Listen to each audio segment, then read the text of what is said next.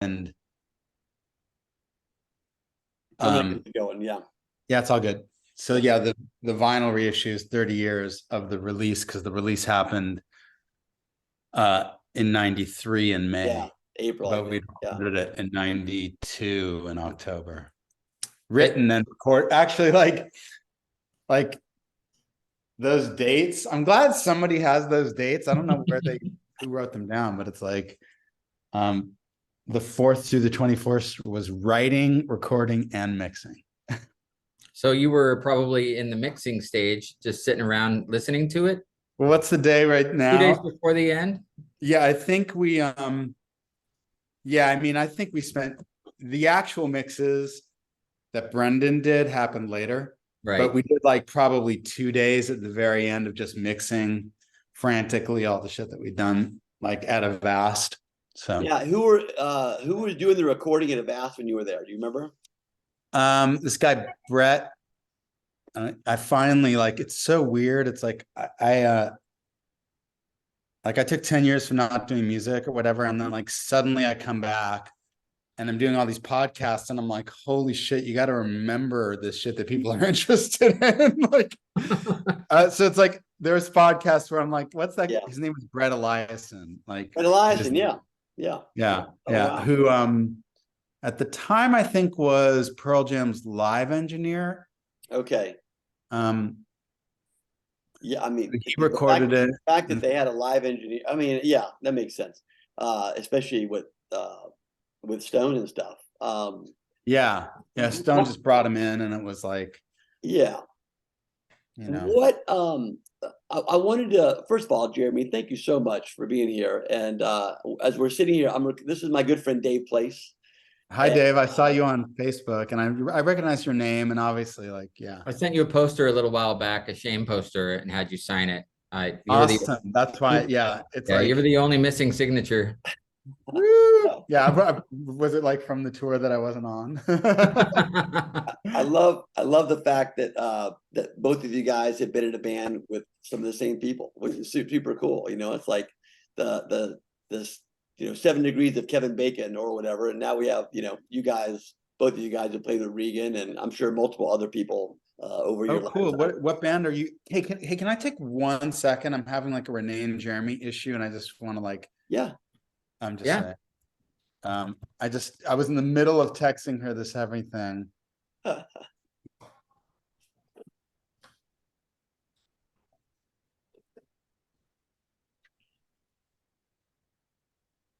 And I just, was being a little bit hard on her. So It's all good. It's I all had to good. come with the love. I had to come with the love. Like, But yeah, Dave's sorry, what in. band? You're in two bands with Regan. I'm in 2 bands with Regan. I'm in The Deception, the pro Cascadian, yeah, punk rock, West Coast style hardcore punk band. Oh And shit! Nice. that band also has Alex Shumway, who played drums for Green River. He's playing guitar and writes most of the material. Oh, dope. And what do you So play? Or you I'm a sing? bass. You're a I'm a bass bass player. player. Dope. Yep. Awesome. And then I'm also in a band called Fires with Regan and Ty Willman on vocals.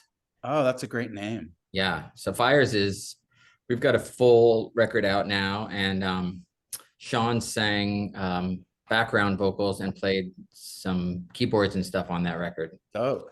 And then we've got another album coming out that Sean is featured on 5 songs. Whoa, for Fires or For Fires. Yeah. And Ty, there was a time Ty had quit the band, and I just sent everything to Sean and said, hey, wow. I'm gonna sing on some of this stuff. And he was a fan of Fires before, and he's all, it feels kind of crunchy, but yeah, sure. I'll sing, I'll pick some songs that I like, and if anything connects, I'll send you some stuff back. And he did 5 songs before he's like, Wow. feels a little weird. We had one rehearsal with him. Uh-huh. We played live. I think Fires played once, and he came up and we did an improv jam at the end of the night, but that was the only time I ever played live with Sean. Oh, wow. Just one song, one time. Wow. But wow. but was in the studio with him a bunch. He would call me up and say, hey, I'm down here at Litho. If you're not doing anything, you want to come down? And I just bring some beer, and he'd be working on lyrics or singing, Brad songs or whatever. And Wow. he was great that way. And he spread that love around to other people too. I know he did that with some other people too. Super Sweet. special cat.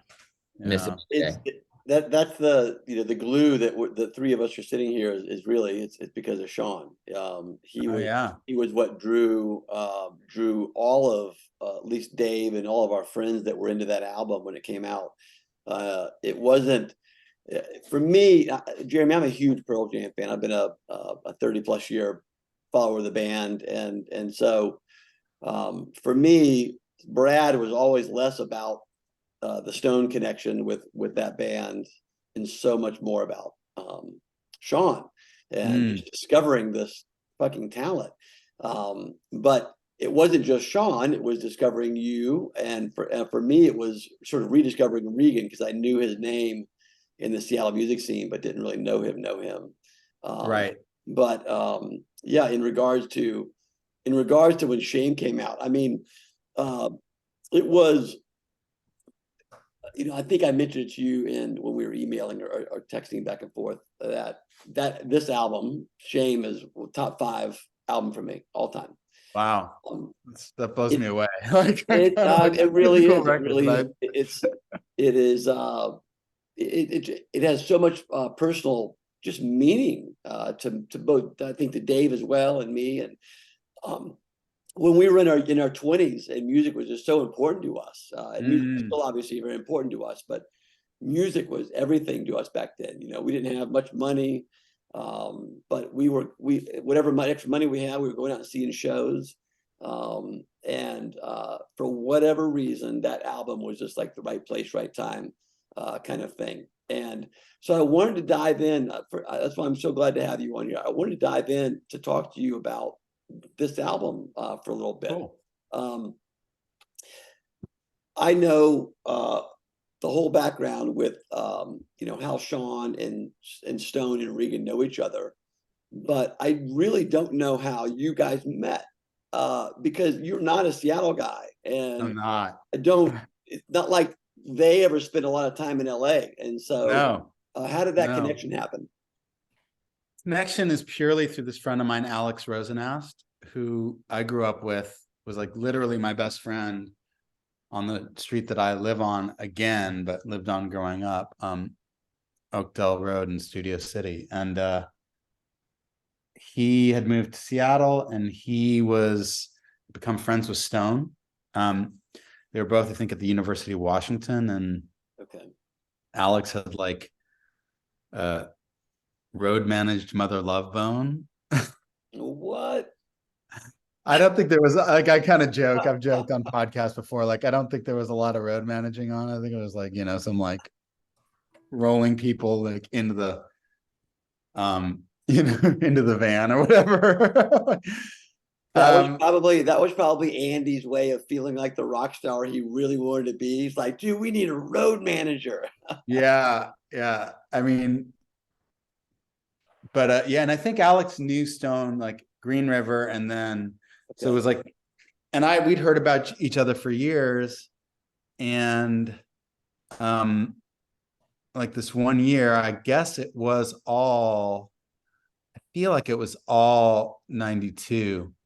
I went up to Seattle twice.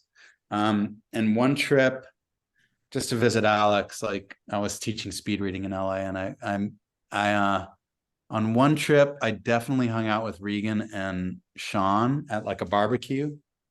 And I have a more firm memory of Sean and just talking about music and him saying like he had all these projects and him being this really shy, I mean, just sort of soft-spoken dude, but really nice. And that was kind of that. And Alex had, I believe he already had a demo of Bliss. Okay. Which is what became Satchel. Right. Which I thought was a great name, but I guess somebody else had it. And there was a song. Huh? That sounds familiar. Yeah, exactly. Right. Hello. It's like very common. I was like, does anybody have Fires? I mean, that's a great name. Somebody in Europe has Fires, but Regan, he's like, just turn the eye upside down. So if you want to find it, you can use the exclamation point as the eye. Just turn the eye upside down, and Oh, that's cool. your There you whole fire's world will open up. Yeah, there you go. I like that. Secret Okay. key is that exclamation point. That is the key. Mhm. And you can stop me from giving you like more detail than's necessary. No, Yeah. that's Jeremy. I feel like I've literally waited a lifetime to find all this stuff out, because even Dave and I have been lifelong friends. Even though he and Sean were friends, I don't think Dave, correct me if I'm wrong, I don't think you really pestered Sean about information like this and stuff. I think it was just more of a I didn't. I do Regan. So. I pester Regan all the time with the minutia of moments, and he's he's very gracious with telling me how everything went down, and I usually on purpose forget it so I can ask him again later on when I'm thinking of it. So yeah, but Sean, I don't know why. I mean, I occasionally did, but honestly, the moments that I spent with Sean were just kind of spent in amazement of being around Sean. Aw. Not that I don't. I mean, I moved to Seattle to, be a musician. Basically, Mm. I was in San Francisco playing in bands, and I didn't feel like I was going anywhere. And this amazing thing was happening in this city, and I'm like, I'm gonna go there and try to do what they're doing because they're all friends and they hang out around town in bars. Why wouldn't I want to go there and try to be a part of that? Maybe I could be in a band with one of these guys. And I didn't know who Sean was when I moved to Seattle. I didn't know who Regan was, or really who Green River was. I was just a Pearl Jam, Soundgarden, Alice in Chains, Stone Temple Pilots guy, and I didn't delve into that stuff. I was into Duran Duran, and I loved what was happening because I'd never heard anything like it. So I guess that's what got me to move up here. I think I saw the Wood video, and in that there's this dude cruising around in a car with a hat, sunglasses, looks really cool, and I'm like, that guy's not even in the band. But I love this video, and it turns out that guy was Regan. And Yeah, because yeah, they were making that video. I forget which trip it was. It might have even been when we did the Brad videos, which is probably where that footage came from. Because I remember seeing, I'm not even an Alice in Chains fan, but I love that song. yeah. Like, I'm not like, well, I'll tell that in a second. But basically, I remember seeing the set for the Wood video during one of our like off hours or afterwards, like maybe Josh Taft, who directed our videos for the first record. Well, and Daybreaks too. But he did Wood. So yeah, I remember seeing the set. So it must have been happening at the same time that we did 20th Century and Buttercup, which were done like in the same 2 days. Right. So I think Lance Mercer shot that footage. Lance Mercer took all your promo photos and all your band photos, right? During that time frame. Yeah, and I think he took them for both records. Like, I mean, to me, like it's really about shame and yeah. sort of about interiors. Yeah. Yeah. Oh, to finish the story though, about how I ended up. Yeah, how did you guys connect? So, and I'm sure that I would see, because it was the scene, to Dave's point, was just it was a real scene, whereas opposed to LA, like, the sort of Silver Lake scene was just evolving, but it was also very different. Seattle's, like, especially at the time, it felt very small, super small. If you're in LA, you're part of the Silver Lake scene, it's just like kind of like a little thing that's part of this huge city, whereas like it felt like the scene in Seattle was the scene, period. Like that was it. That was like, if you were young and into music, that was it. So anyway, which was really cool for me to be around, just felt very different, even though it wasn't my music particular. Like when I went up there, I was like into other stuff. Like I wasn't like a rocker. But you were how long have you been playing music up to this point? So it's 1992. You're obviously a musician at this point. So how long had you been playing music at that point? Right. I started late, like in high school, like So in like, probably I'd been playing 10 years, maybe. Okay. Playing bass for maybe 10 years. And at that point, I had sort of stopped playing bass and I was just writing like these weird sort of songs. Like Down kind of came out of, Ooh. Down was like the most poppy version of the kinds of songs that I was writing. Poppy version. But it was like, because it was only 3 chords, even though there were these weird like tone clusters. Yeah. Like I was telling, I was actually, who was I writing with? Like I shared some podcast, these British guys that are huge Sean Smith fans, who I connected with because of the guy who did the Mojo book, Jim Irvin, who I'd never met until yesterday online. Like I knew about this book that had thought we were one of the greatest records of all times, but I was like, I'd never seen it. We're wrong. And I literally met this guy online yesterday. Like he wrote me back right away from some like anonymous email to his website. But anyway, those guys, I was just writing them. I was like, yeah, thanks for posting Down. Like I have to do research every time I try to play that song because it's like 6 notes per chord, and they're just kind of like these anyway. Was there I was doing that, but with more intricate structures, and like I wasn't playing bass. And I met, so there was one trip where I met Regan and Sean and all the other people, and was kind of, and during that trip, I think I was staying in Stone's room in Alex's house. Alex is the guy who started Rock Candy, who was my best friend growing up in LA. And Stone was on the road with Pearl Jam, and I remember seeing a cassette of friggin' 10 there, like the demos for 10 I was like, oh, they got a song called Jeremy. How weird. Oh man, I never made that connection. That is funny. It was just like, it was just weird. So that must have been, maybe it was even the summer previous. I don't even know, but because I wasn't yet familiar with Pearl Jam's record, maybe I'd already Alive and Even Flow were already on the radio at that point. Yeah. Or maybe it was earlier. I don't know, but think I'd the not album heard came Jeremy. out in 91. Yeah, 10 came out in 91, recorded in 90, but came out in 91. 10 came out in 91. But it was the summer of 92 where they went from, obscure MTV band to, I mean, arguably Massive, right? I mean, all of them, all 4 bands, all 4 Seattle bands were just massive. Okay, so huge. I remember I was teaching speed reading, and I remember like going down, commuting to Long Beach and hearing what was the first single was probably Alive, right? Yeah, it was Alive, yeah.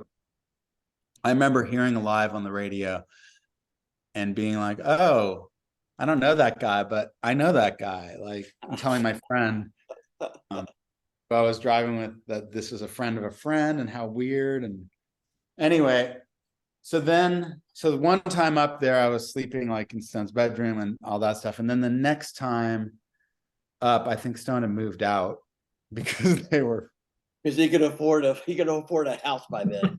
Yeah. And I've told this story too, but I was sitting at, I think it was called the Green Cat, which was a coffee house. Was that right, Dave? Yeah. Okay. So Regan and Regan's mom, I think, owned it or something, or Yeah. Yes. Yeah. Okay. That's right. Yeah, and this was this like very palpable moment where it was like Stone was there, and I was like, "That's Stone," but he didn't know who I was yet. I think it was Adagio, maybe but it was Green Cat or Adagio was the name of the cafe that Regan's mom owned. But Green Cat was in the U District, but I'm a little unclear on that. Okay. But, yeah, Green Cat was a place in the U District. We got to ask Regan. I'm gonna get that right because I'm gonna get that right. Yeah. On another one of these podcasts soon, and I'm like, I gotta get my shit together. So, yeah, and I don't remember which one it was, but I'll ask Regan. He'll jog my memory. But Stone was sitting there and kind of holding court, and there was this. I remember the energy being really different than when I had been up the previous trip, where it was like, oh, this guy's a rock star now, and they're all friends, but there's like a different energy here. Like there's like a lot of attention on him, sort of understandably, Yeah. right? While like his other friends are pulling lattes, and sitting there for a while, and finally Stone was like, "Who's this guy?" Literally to me, like, Holy shit. and I'm like, "I'm Jeremy, and you're Stone," and he's like, "Dude," and it was like this, moment where we connected, and it was like immediate, and we hung out some more on that trip, and I remember another one of these get-togethers where at Alex's, I think, and Stone and I were talking about music and talking about rhythm sections and what we liked about drummers. And it was kind of like, yeah, dude, yeah, behind the beat or whatever. Like, just Yeah. thing. And I didn't really think anything of it other than we got on. That's cool. Now I'm going to go back to LA and teach some speed reading, whatever. And which is what I did. And like a couple weeks later, it felt like I got a call out of nowhere from Stone, and like I lived the same dude that I was in the car with going to Long Beach saying, "Hey, I know this guy. We were roommates in Silver Lake, living above this motorcycle shop in this total tenement palace, like run down, but really cheap. And with like, Back when everything was cheap, all the cool spots were Yeah. cheap. we could never do it. I don't know where we would have to. Oh my God, Dave, can you imagine when I moved here? I moved to Seattle in '92. You moved there in '94. Can you imagine if we would have had any money to be able to invest in property in Seattle alone? I think The same way. Silver Lake, Jeremy, you talk about Silver Lake. Oh my God. We had Yeah. a friend, Dave and I have a mutual friend that lived there for probably about 10 years. And this house was ridiculous. And from what he paid for it 10 years prior to what he sold it for. And if he would have held on to it today, oh my gosh, can't even imagine. But yeah, but we were all, we were young and broke. We didn't have money for that anyway. So literally counting my pennies and getting like the burrito for $1.10 across the river. Like all the big money was right around the corner, right, Jeremy? We were just going to play a little bit and hang out with some dudes, and then it was all going to happen. You're almost there, man. Almost there. I really had no plan. Like I did not think it was going to happen. I was like writing songs that were so intentionally meant to not be sellable that like I really. I mean, Jeremy, were you like, so you say that, and when you say that, immediately I go to like, were you like a prog rock guy by chance? Yeah. Right. I was three things. Like originally prog rock nerd, young guy, like into Tolkien and like Yes and Jethro Tull and Pink Floyd and all. None of the really like wasn't tapped into much later into like the cool prog rock. I mean, although I still think Gentle Giant, like Can or whatever, like yeah, stuff that's still considered cool. Although I think Genesis is dope, like I mean, Genesis was ridiculous. Yeah, and I love Yes still, even with all its crazy. So that was one piece, and then I was really into college rock, of what they called college rock, so all the Jangle, the REM, Miracle Legion, all that stuff, like Throwing Muses, like that sort of first wave up to the Pixies, the first wave of alt music that wasn't called alternative yet, right? Right. You're right. It was literally all called college music or college rock. College music, which it wasn't alternative and it wasn't rock and roll. And so you had to find like when REM finally made it onto like the mainstream radio stations back in the mid 80s, that was a coup. I grew up in Atlanta, and so it was, that's REM was South. Like I had a big connection to that because I went to school at Princeton in New Jersey, and like my college band was with REM worshippers and Red Cross and Living Color, which is Living Color. explains why our aesthetic was incredibly chaotic. Well, so let's focus. So Yeah. So you're with Stone at some point. Are you saying that he asked you to? yeah, I get the call. I get this call, and he's like, "Hey, this is like 2 weeks after I'm in Seattle. Hey, so Regan and Sean and I are going to get together in October. This must have been like in late June or early July or something.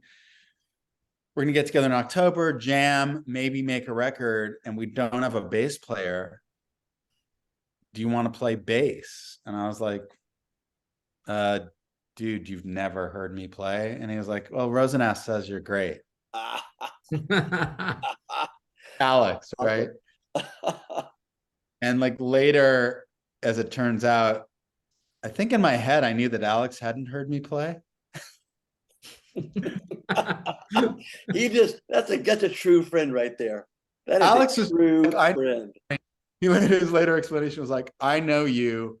I knew if you put your mind to something and you were serious about it, you were not going to suck at it." Yeah. There we go. And those guys were like, "Yeah, we did." Like, why did we even ask Alex? Alex knew shit about music. Wow. That was like Stone later. But he was very obviously like, I haven't had that circumstance of like, oh, I'm in the biggest band in the world. And I wrote the songs that helped, catapult us there. He clearly was feeling at one with his instincts. That's one of my questions that I had. I wrote down a bunch of stuff prior to this, but one of my questions was, and I wish Stone could join us, but maybe you know the answer to this. This is the summer of '92. He's about to go on Lollapalooza, right? Lollapalooza started in like right in June, July, August. Yep. Their album was taken off. They've got at least 3 MTV videos out there, right? They're on they're huge. They're exploding. Why in the world was he looking to have a side project at that point? Okay, I don't know. I mean, I kind of know, but it's all sort of like the dust, secondhand dust or whatever. I think there are a few things. I think one thing is that Regan had been in the beginning of Pearl Jam and it didn't work out, right? And I think Stone felt bad about that. Like, I think that there was like a little bit of, it wasn't in his power to make it happen, right? Yeah. And I think that was one piece. And Regan had been true blue sort of friend to Stone. I think he's the guy who like kept the bullies off of Stone in junior high. Yeah. You'd have to check with Regan on that. So there's that dynamic. There's the Sean Smith, really dear friend of Andy Wood dynamic. And there's those are super talented guys. And Sean's got a thing dynamic and maybe there's something. So I think all those things were in play. And I also think that there's an undertone. I think already Stone was sensing that what had been his band with Jeff, but really I think Stone had been the leader, was now Eddie's band already. Yeah, and that was about the time frame too. Like that's the summer of '92, and as they were writing, because they were writing verses as well. During Lollapalooza, during that summer into the fall, they started writing verses, and I feel like, and Stone's mentioned it in many interviews. He's like, yeah, we realized that this was now Ed's band, no longer our band. I mean, obviously it's a band and we all know that works, but it's like that's interesting. Yeah. But that's much earlier on, Jeremy, that's much earlier on than I expected, at least from Stone. Because it still was the summer they were blowing up. It wasn't like at least in mind's eye, that it was Eddie's band at that point. But Yeah, I mean, I think that they were sooner. pretty much. Yeah. I mean, Lollapalooza cemented it, but it was already like the trajectory, like they were already. Yeah. And we could Must look have it been, up. they must have been playing so much. I know I've heard that when you come off the road and they had just come off from promoting 10, that you're hot. That's when you want to start recording. Is like, Yeah. yeah. It's like my chops are up. Let's, and I know that Stone and Sean and Regan, they're searchers too. They want a cup of jam. And I think I think it was perfect timing. Yeah, and I mean, I know, so it's like, so I'm not dreaming that other piece up. Like, I just wasn't like a Pearl Jam fan, so I didn't have any like I wasn't paying attention to what was being said or what has really been said since. But that makes sense that he would say that stuff publicly. Mm-hmm. And because of the way the writing dynamic had been, like they sent stuff to Ed, and Ed put his stuff on it, right? And so there were things I'm sure that he had been running by Ed that were not coming back with, Eddie was like, oh, I got this song from high school, which is a cool song, right? Like, yeah, better, right? Isn't that Better like, Man, yeah, it's a kind of better than anything I wrote in high school, but, so like he had some shit, like he had Nadine, that was a Stone guitar thing. yeah. Let's move into that portion of it. So he obviously he asked you to come record with him. At that point, you do recognize that it's Stone Gosh or Pearl Jam, right? Yeah, I mean, it was like a late, yeah, this would be cool. like, so like quickly, and then you can ask your question after, but it's like there was one part of me that was like writing these songs. I'm super art rock, jazz. I don't want to do anything remotely commercial, but clearly I think that there was like, I was suppressing some other shit. Yeah. The moment I got asked, I was like, oh yeah, I'll do that. Like, no worries. It wasn't like, oh no, I don't want to do that. You friggin', yeah, cat stadium rocker dude. I was ready. I was like into it. I hadn't played bass in a year, and I told Stone that, and he was like, "Oh, you would taking some time off then from playing music." I was writing songs. I wasn't playing bass. My bass was there. I was just like writing piano, and like I was paying attention to it. And what kind of bass did you use on those recordings? Still the same bass I have. I'm like the most non-gear hound.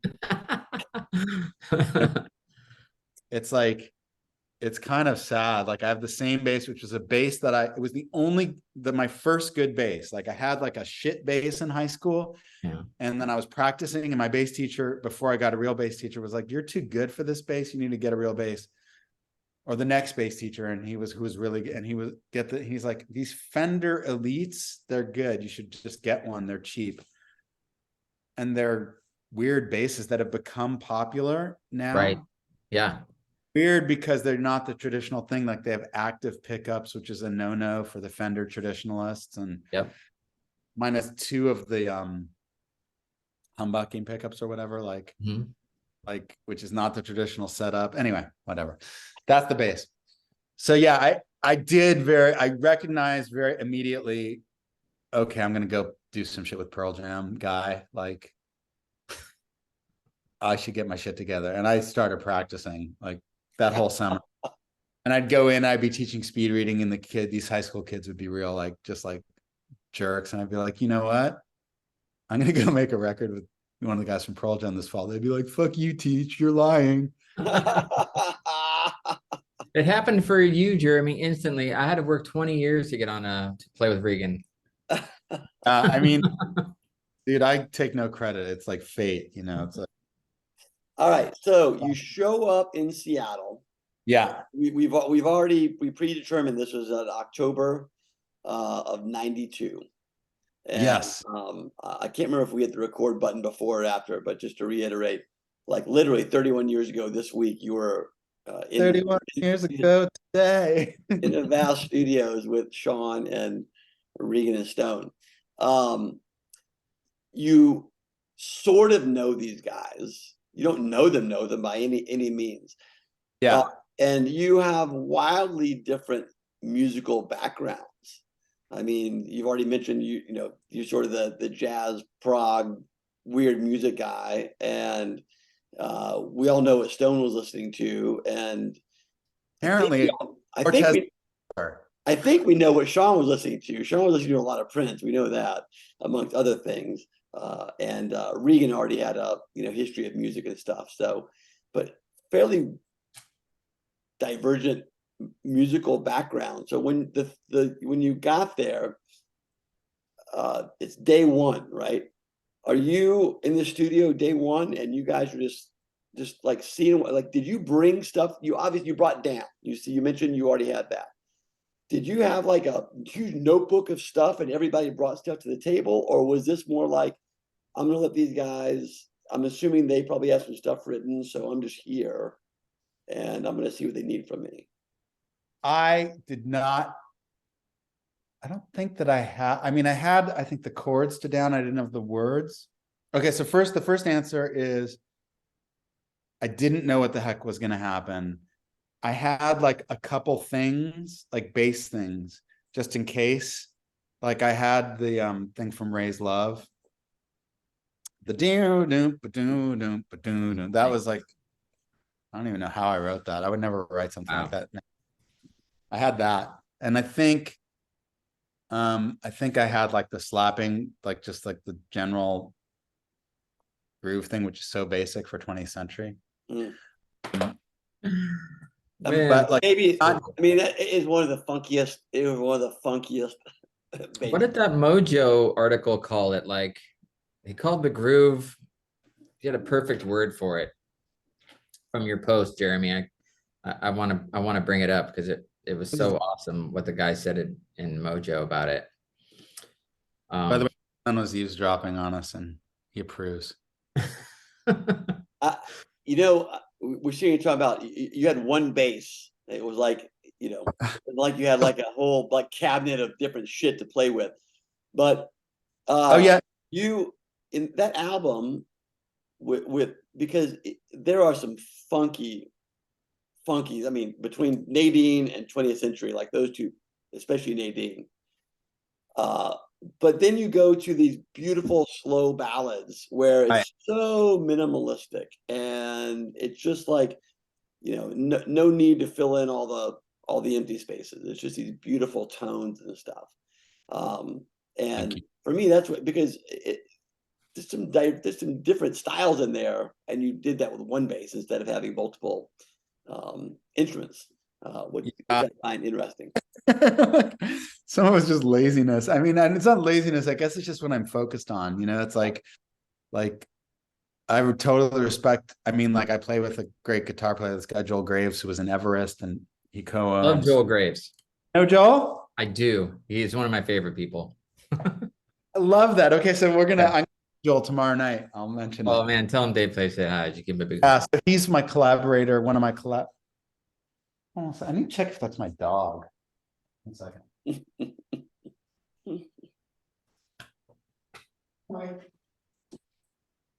was trapped. But Joel's like a master of pedals and tones, and like, thank God.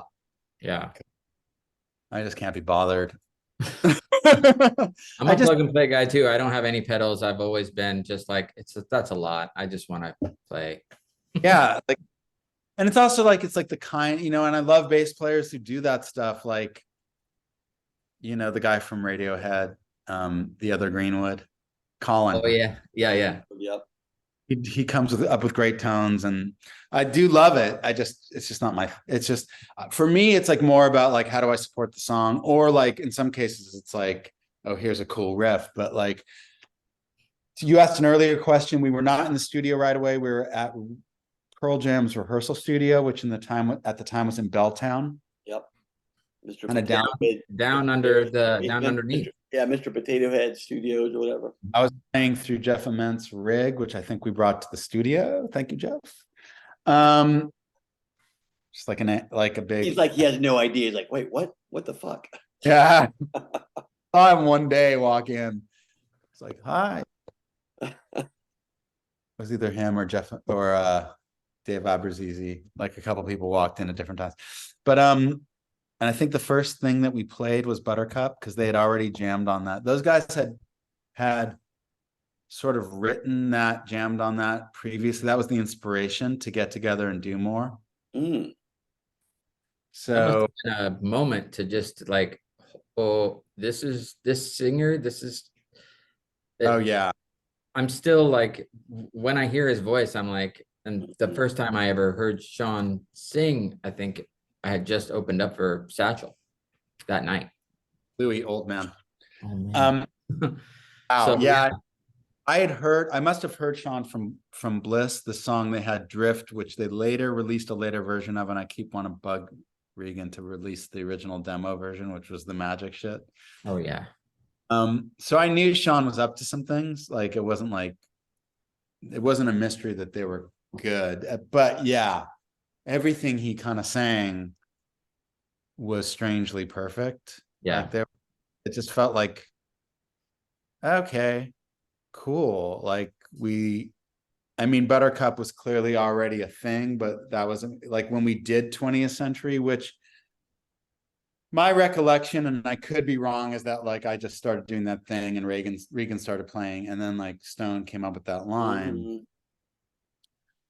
And I have one distinct memory, which was I don't remember the verses, but I remember Sean doing my friends, 20th Century. And I was like, whoa. And I forget how I expressed myself, but he was like, are you making fun of me? I'm like, no.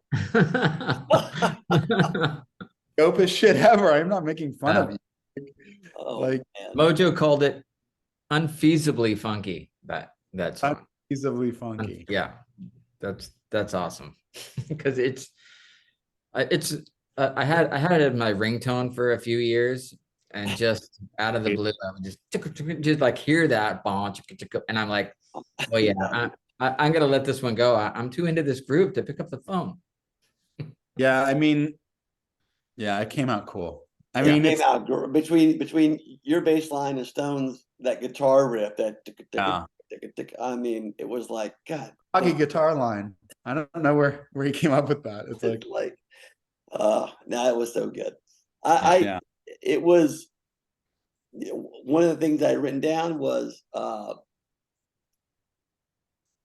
when we were turned on to that album, Oh yeah, anyone that I knew had to listen to me talk about Brad. I told everybody about this album. I told my friends back in Georgia before email. I'm sending letters back, phone calls. And it was interesting because it came out of Seattle. It came from a guy who was known as one of the biggest bands in the world at the time. And yet it did not sound like anything that was happening in Seattle at the time. right. That makes sense. And on one hand, it was very refreshing. And I think that that's what I immediately fell in love with that album with, was that it was, we had these 4, 5, 6, 7, 8, 10 great bands coming from Seattle at the time, the 4 big ones and all the other guys that were still making a lot of noise and we loved and we saw all the time.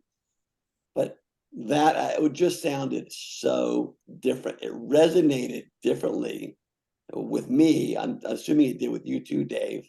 oh I yeah. couldn't relate it to any other bands, past, present, or future, because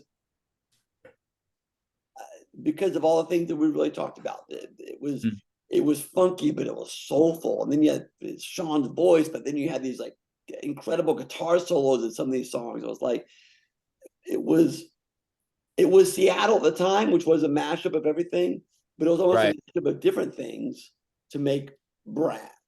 I think that's like in essence, what was so great about the groups of players that revolved around Sean and around, that particular time is what I loved so much about it. It wasn't 10 songs of the same rock band, Yeah. which is what I had known my whole life.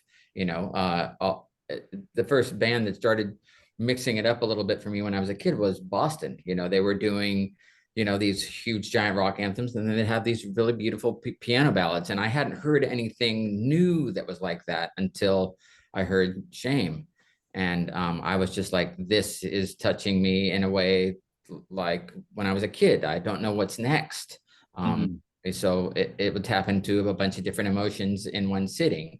And that was just, I just loved, I fell in love with it. I don't know if you can see this, but here's a picture of me and Trey in a basement. And Trey's holding up that Shame record, the CD. Oh my I'm God. taking a big bong hit.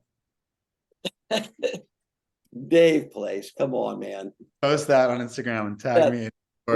What's that glass art you got in your mouth? It was like my friend had gotten a piece of laboratory glass. I think it was like used to distill cyanide before it got decommissioned. Come on, man. I know, crazy. Yeah, well, that's how we entered that world for sure. So yeah. Well, it was okay. Record, like it was pretty hot infused. I can imagine. It had to have been. Yeah. Well, that's a good segue into my next question to you, is because I broke this album down into those three ballads, and then this funky crunchy rock, and then just some fucking weird songs, right? Okay. Now I feel like this is like early Radiohead, right? You talk about like weird, Radiohead's a weird band, right? They can go wacky. When you Bad for the Soul, Rockstar, and by the way, which is probably it's not my favorite song, but it's like maybe song number 2. The end of We. All right. What are you guys doing in the studio where you're thinking like, let's fucking bring this weird like voice into shit, and it's just so crazy. It's almost funny. It's funny that I get this question, and maybe it's I hope that the other guys have to answer this question. They don't, because Stone doesn't. Probably nobody asks him, and like, so that and Bad for the Soul are connected. Okay, so that was some stuff that I don't even know when it got thrown. Like Sean must have done it one day in the studio, and I was just like, whatever. I thought it was, never was into it. I thought it was stupid and kind of misogynistic. And even if it was making fun of being misogynistic, it didn't come off that way. It was just like, to me, it was just like a bad thing.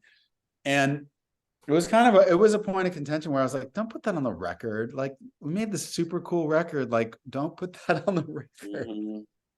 Not on anymore, by the way. Like, it's not on the new vinyl reissues. It's not on streaming. I did not know that. It's not. Yeah. So they pulled that off. So they basically edited that off the end of the song. I did not win many, if any, arguments in that band.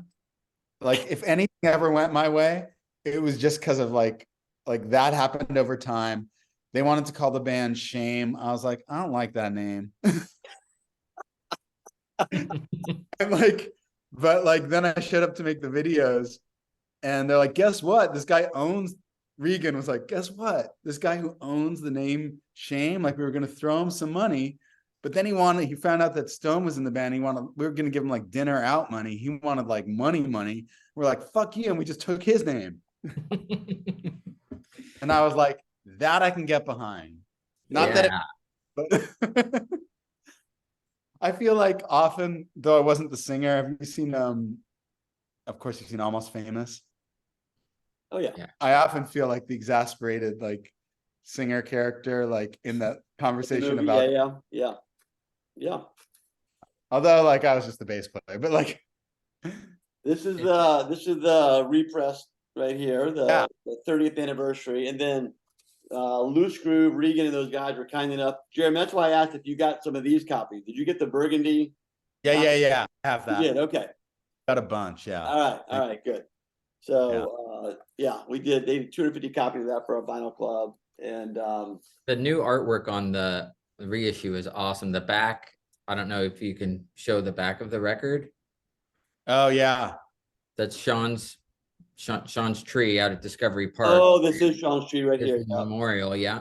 Sean's down there. His Mm, ashes are spread at the base of that tree to the left. yeah. And we go out there on his birthday and his anniversary, and we hang out. It's funny. I'm sitting here looking at the photo right here, the poster in the back. Do you remember that band Silverfish?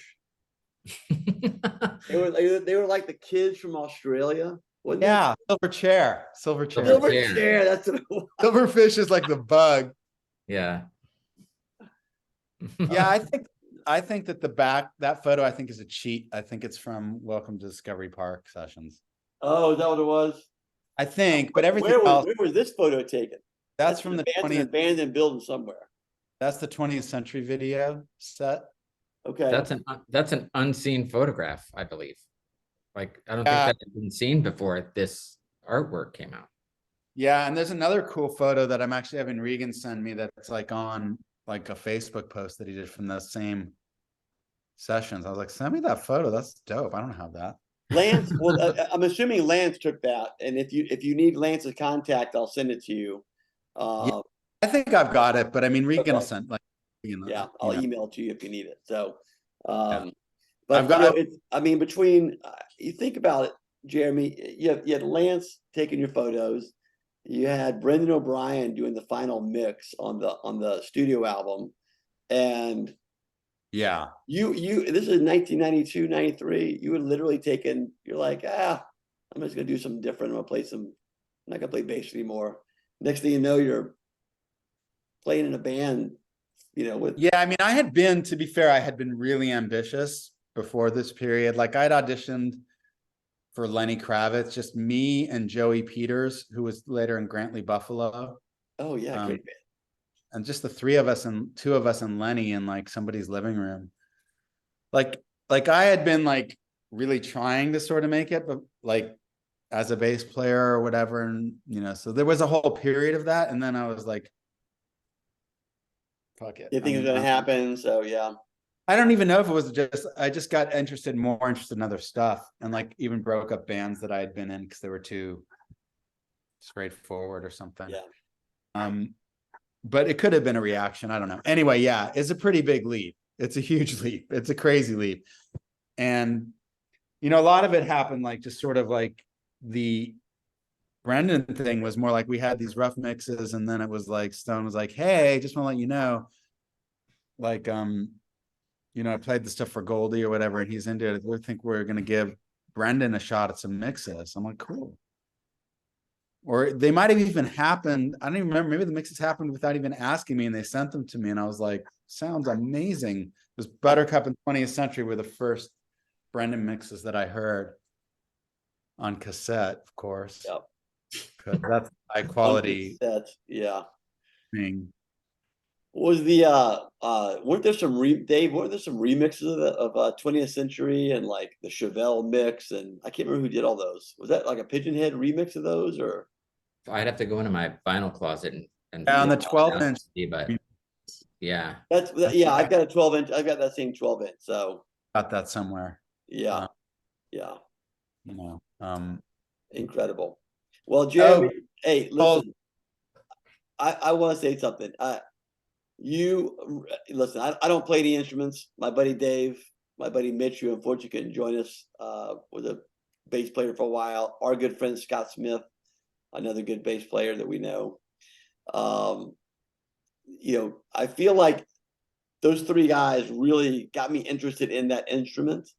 But I feel like it wasn't until Shame that I really like fell in love with like a bass tone. I'm not lying, because everything up to that point was all guitar for me. I was just I fucking love air guitar. You know what I mean? And it wasn't until Shane came out that I picked up the air bass. And and so you have a lot to do with that. And, well, I think it also has to do a lot with Sean. Thank you, first of all. That's very kind. Yeah. I mean, but one common ground that Sean and I did have was that we were both into a lot of the same funk.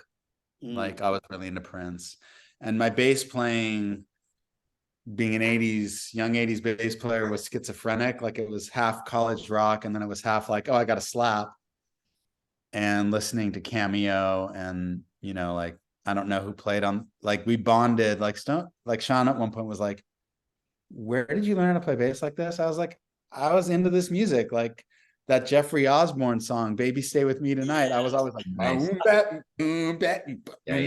I was like, this is great. But like, I never really, yo, dude, why are you looking at me?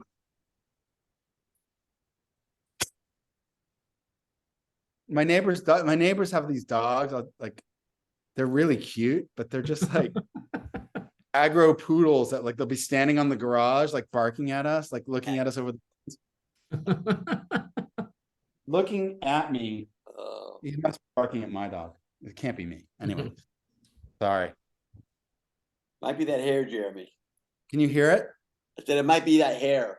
It's the hair. Can you just say no, see if he goes away? No. No.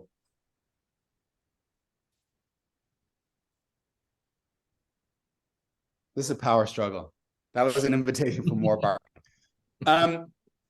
So I think that there were some things that it's like that as a result of that, it's like the bass took a different, and that it was like really, I mean, it's a power trio at that a little bit at its heart. Sean's playing some keyboards, but it's like, it's not a power trio. But I mean, but it's like there's not two guitar players on Shame.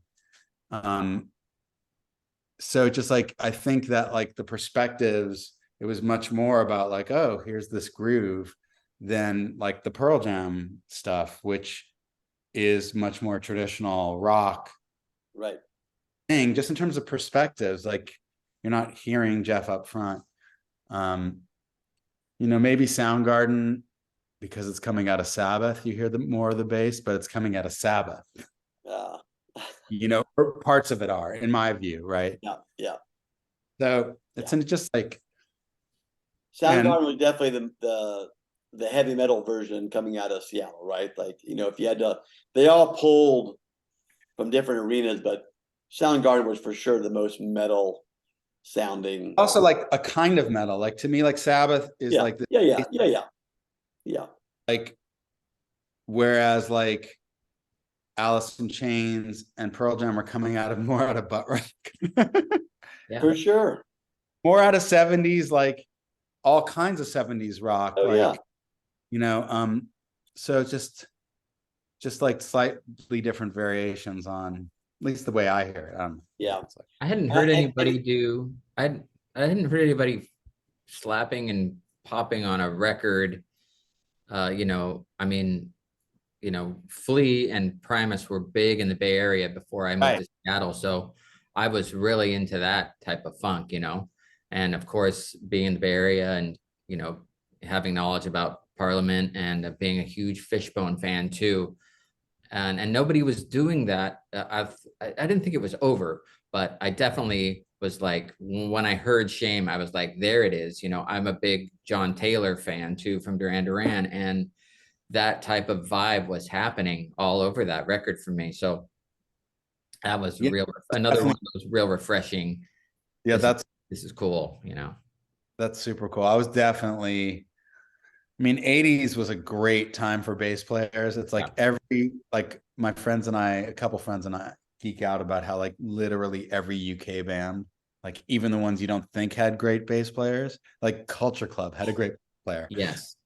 Like The Jam had a great bass player. Like oh my God. Never mind whatever level, Mark King, level 42, or like, like Madness, Specials, all the ska bands, English Beat, all dope bass players, because you had to play it. You couldn't like not play it. And that music was, All right, Jeremy, were you a Pylon fan? I love the one Pylon song because like I was an REM. What? I'm thinking Secret it's nod to REM Legend got, Song. listen, REM does not exist without Pylon. You I understand that? know. I just never got, like, I thought that was a great song, and for whatever reason, like, I'm sure they're great. I just never Go, got go, captured. go do it. Go do a deep dive.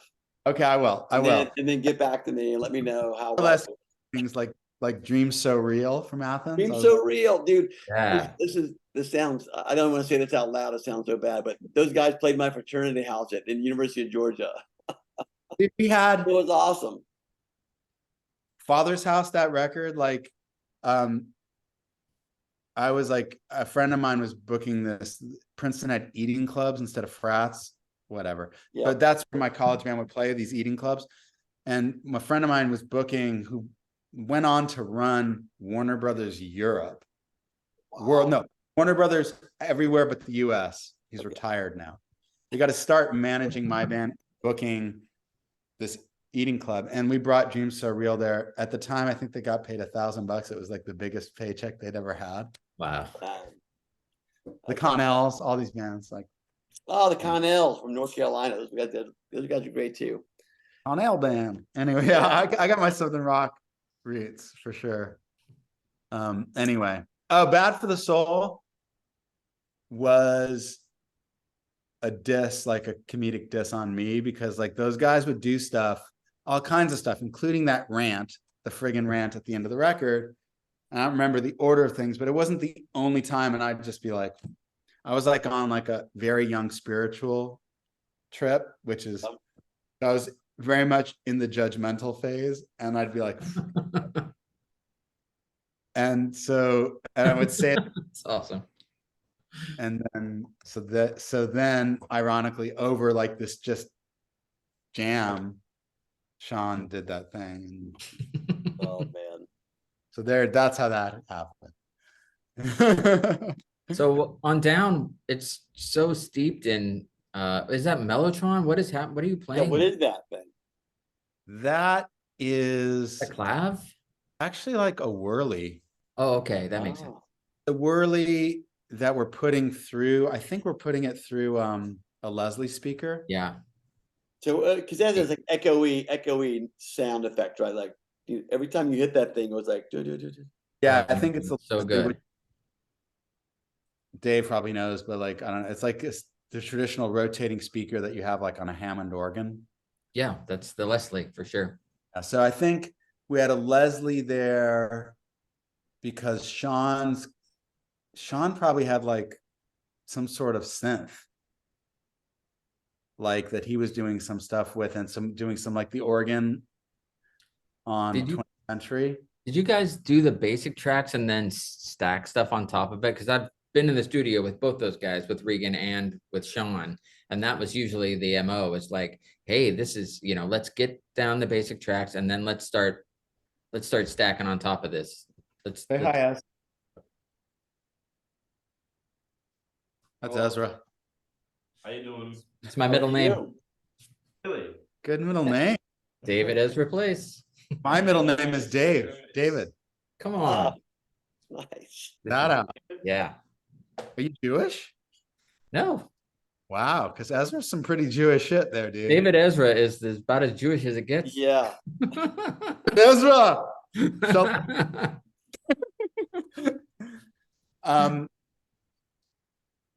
Yeah, some things were just straight. Like Buttercup was a take. Yeah. Which is why I think some of the words are just full band. Oh yeah. One take. That's a take. Yeah. Wow. 20th Century we built from a loop. Mm-hmm. Other things I think are pretty much takey, like Screen. Right. I think a lot of the ballads are just like a take. Maybe like, I think on Screen you can hear like it was a take and I fixed some stuff, and you can still, if you listen, you can hear where Regan and I weren't agreeing. So you can still hear the ghosts of my original thing in there. It makes a kind of weird thing. We just went with it. Because it was in a past. Are there outtakes? Are there songs that you guys recorded that didn't make the album? No, that we haven't heard? no, it's like, I mean, we wrote not even 3 weeks. We wrote it, recorded it, and then did like 2 or 3 days mixing. So it's like, yeah, that's everything that we did. I'm like 99.9% sure, but like you could ask Regan. Did you play live for anybody ever? The four of you? Like, oh yeah, we did one tour, but it was the Welcome Discovery Park tour. right. Yeah, you didn't. That's right. You didn't tour behind Shane. Didn't tour behind Shane because Shane was kind of killed. Which we can tell that. Through Epic? Huh? Through Epic Records? Yeah, kind of. The way it was told to me is that Epic and Pearl Jam's management killed it. It was like, it was, the very quick version. You know this story? I do a little bit, but I don't delve because I kind of I want to have a happy feeling. I have a happy feeling about it anyway. I feel like we fucking discovered. But I know that it was getting in the way of another momentum. No. Very quickly. Somebody else's momentum. It was more like we made that record. It was cool. Like, I think cooler than all of us. Like, I was like, wow, this is pretty dope. Like, and everything out of Seattle was exploding, including things that were maybe not great. Yeah. There's plenty of that. Yeah, I mean, there's some whatever, it doesn't matter. Like, there's things that got pretty big. And we were in Rolling Stone, K-Rock. This intern had gotten his hands on a pre-release of the record, and they were playing Screen. They started to play Screen, which had the epic friggin' na na na ending with, and like, I was sitting in that apartment in Silver Lake, and I'm like, holy shit, how is this even on the radio? And I called listening to that song on the radio, and the album not even released yet.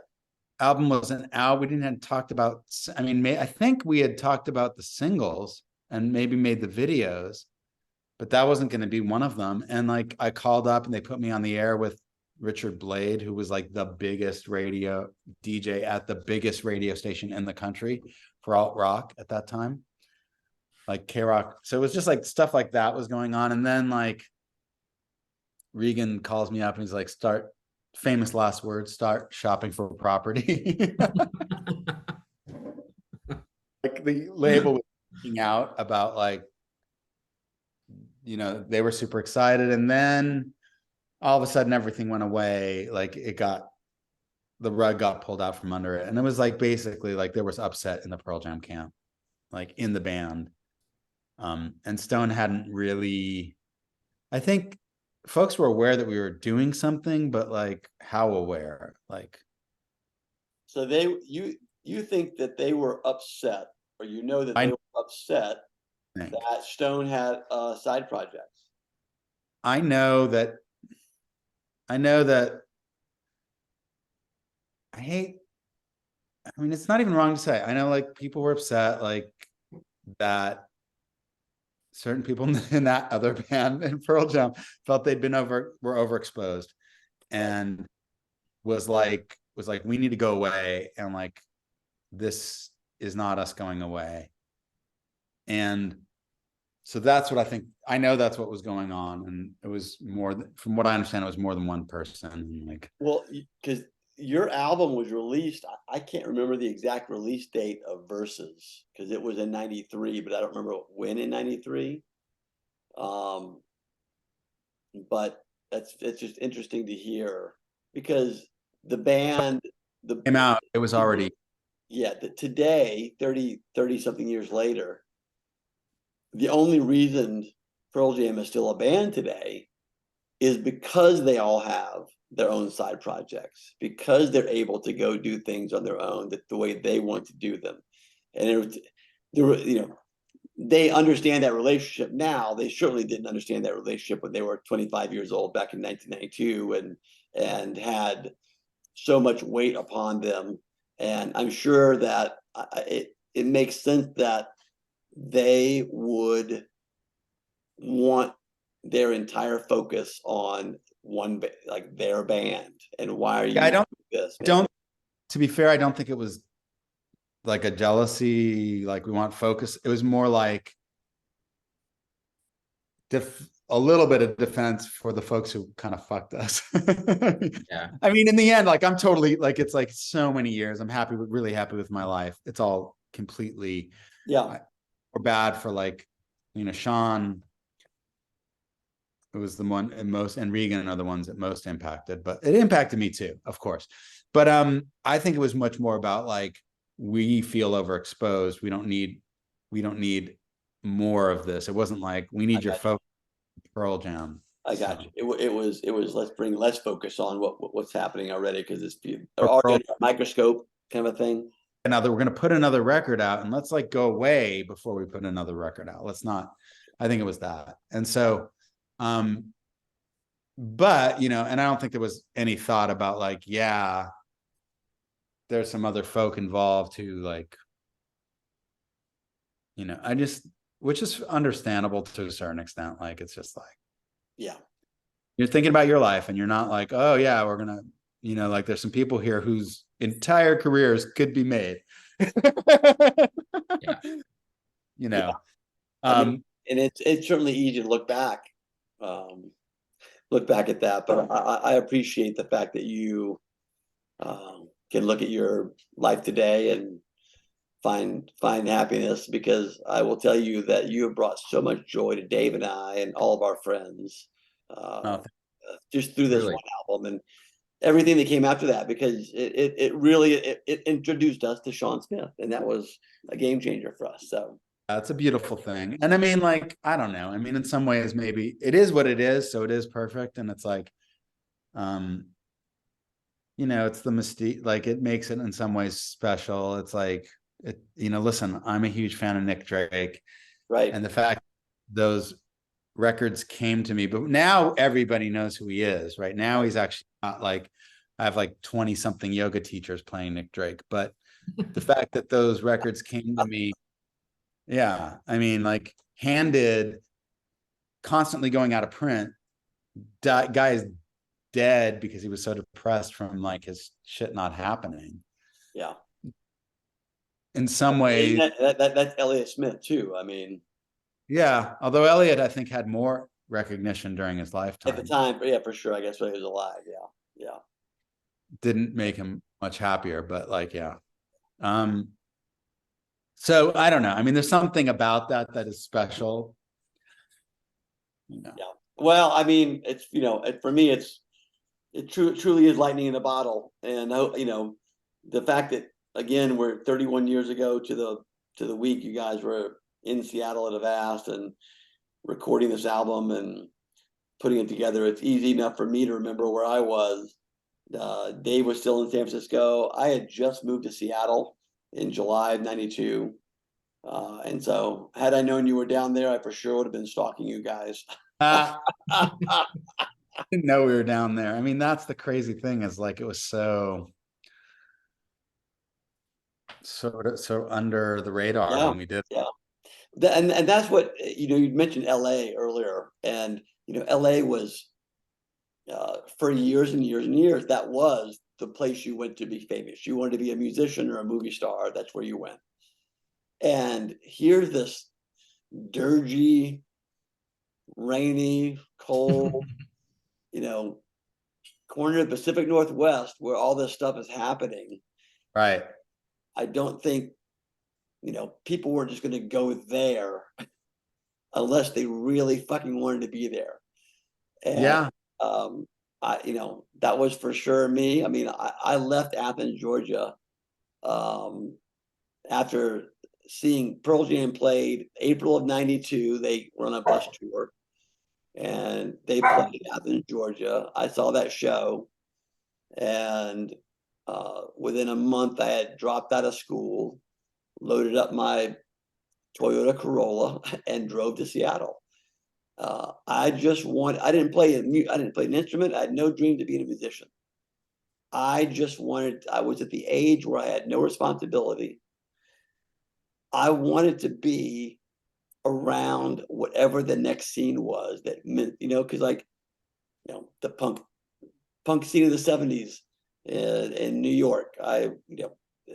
Athens, Georgia, I was too young. I was 12 years old, 81 to 84.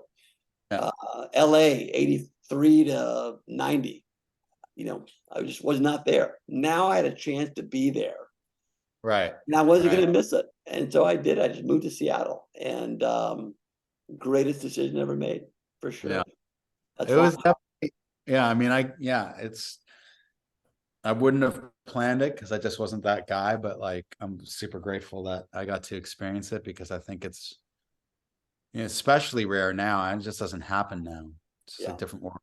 It's like, Hey, how was your get together with Regan and Stone a few months ago or last month? I saw that. I know Loose Group was doing something down there, and I saw a photo of you guys that made me really happy. a couple of weeks ago. Yeah, I mean, I've obviously, like, I'm in touch with those guys, and I saw Stone a few years ago. I hadn't seen Regan in a while, although we'd already been talking, like, I'm gonna have him play some drums on at least one song of my solo stuff, like send him a track. Do what Joel Graves and I call the Regan shuffle. So what he plays on Buttercup, it's like, Yeah, so yeah. it's a few. I call him the Velvet Hammer. Nobody's can hit as hard while hitting as soft as Regan can. Yeah, yeah. And his ballad thing is specific, It's So it was really great. I mean, we've been in touch and about a lot of things, like including, like, I was instrumental in finally getting Brad like up like digital. That took a minute while Sean was alive. I mean, we did the plans for it while he was still alive. It didn't go digital till he was passed. But it's great seeing them. I mean, really great. And we've been talking about some other things, like I think it's fair to share. I don't know what's going to happen, but like weirdly, Loose Groove could potentially be involved in the next Renee and Jeremy record, which is my indie folk group, which is like this weird indie streaming phenomena, like with hundreds of millions of streams. Like, it's crazy. nice. But there's things that we don't have. Loose Groove could maybe provide, which could be really cool, because it's just like we've done it all on our own, and there's relationships that they have that could be a really beautiful thing, and like a circle thing. So that's something we've been talking about, is just like, see what happens. And who knows what else. I mean, I think that I'm definitely open to like all kinds of things. I mean, it might be a home for my solo record when that's finished too. We'll see. I loved when Perfect Flux Thing came out. That was a fucking great album. Loved it so much. Yeah, he had a great voice, and yeah, great bass player. So Say hi, Zoso. Hey, Bubba. Listen, we're almost 2 hours into this, so I'm gonna try to wrap this thing up. But Jeremy, it really means so much to me, and I think it does to Dave as well, that you would spend this time with us to talk about something that was obviously very important in your life, but I think we have been able to express to you how important it was to our life. And I am personally honored that we can actually help release. Oh, it's super Out dope. to our vinyl club. It's a small club. It's 250 people. It's fine, but it's cool. It's cool. And so, yeah. I mean, the album is still shaping my life today. It still reverberates for me. Yeah. It's timeless as timeless, and I just I'll always it'll always be one of my favorite records till the day I die, for sure. Yeah. it means a ton. Like, it's incredible to hear from like two people who are, first of all, fans, but also like musician, and like who are there in the day. And it's like, I also like read these comments like on Instagram. I'm kind of like overwhelmed. I'm like, okay. I mean, That's got to make you feel great. It really does. I can't imagine the feeling of having. I just can't imagine the feeling. So Regan and I both kind of geek out a little bit. We're like, I can't believe people still care. That's super cool. It is cool. They want the vinyl. I'm like, great. Like, my kids are kind of like, cool, Dad. Oh, when they had the Easy Street release and the signing, just being there and seeing, hearing it through the speakers at Easy Street was overwhelming. To see the line around the block of people that, had connected with the record and were just so excited that to hold it. That was one of the best days of Oh, that's so cool. I love that we have the Joel Graves connection too. I know. Please, when you see him tomorrow, tell him that I can't wait to see him again. Yeah, I definitely will. I will. Like he's like, I have like a few musical relationships in my life that have been like magical, and Brad was one of them. Very time, like I really feel like it was about shame and a little bit interiors. The vibes were not interiors, but shame was like this moment where, and like Renee and I have a thing, and Joel and this guy Greg Cortez, like who's recording artist, but also like the co-producer of my stuff. Like we have a thing, and it's just when you have those things, it's pretty amazing. Like they're I feel kind of spoiled. So we are next time I'm down in LA, I will make sure to give you a heads up, Jeremy. Maybe we can grab a cup of coffee or something like that. Would it be great to meet you in person? Yeah. I mean, I'm like, my schedule's nuts, but I'm around. Like I have time. Always like, so I'm down for sure. Well, my wife, she needs to get down. She does burlesque, and so we're trying to find a reason to get down to LA for her perform down there. And if we do, I will for sure make sure to hit you up. So killer. Thank you guys. It's great to chat. Thanks so much, man. It was great to get to know you. Day Place, I love you, brother. Love you, man. All right, talk to y'all soon. Love you too, man.